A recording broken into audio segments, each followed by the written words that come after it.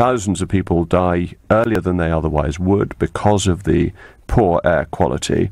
And so the response of the bureaucracy, which it seems to me has created a good deal of this problem, is to punish the motorist further, and particularly the poorest motorists with the oldest cars, and that they're going to be hit, as of today, by this T charge, which is an extra £10 on top of the congestion charge of £11.50. So £21.50 to enter central London if you're in an old car that you may have been encouraged to buy by the government and by EU policy.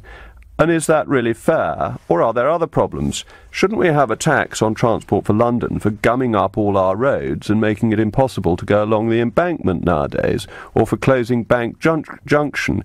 The constant effort to make moving in London more difficult, the narrowing of pavements, the sequencing of lights so they seem to be red more than they were in the past. They're inevitably red more than they were green, because otherwise traffic would keep on crashing, and we don't want that.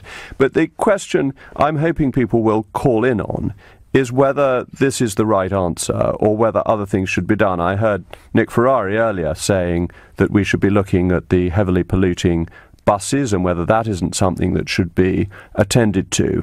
But it seems to me that this is one of those instances where the politicians and the bureaucrats have created the problem, and now they're punishing the motorist, the British voter, for problems of their making. And this doesn't seem to me to meet the measure of fairness.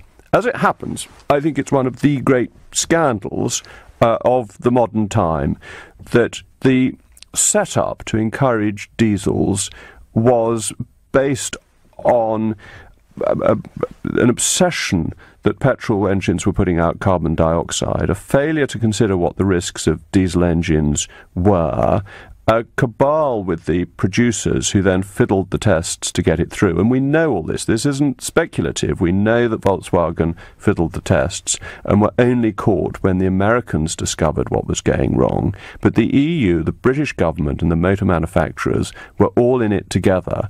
And it doesn't seem to me right that it's the British motorist who should then be penalised, and that the effort should instead be to increase the supply, whereas what the Transport for London has been doing is to reduce the supply. And demand is growing, and there may be reasons to try to control the demand as well, but that actually reducing the supply of road space in London, when still most people want to drive around in their cars, seems to me the utmost folly, and is making congestion worse, because one of the worst things for air quality is when there's heavy congestion. So it's almost a self-inflicted wound for which then the British motorist is punished.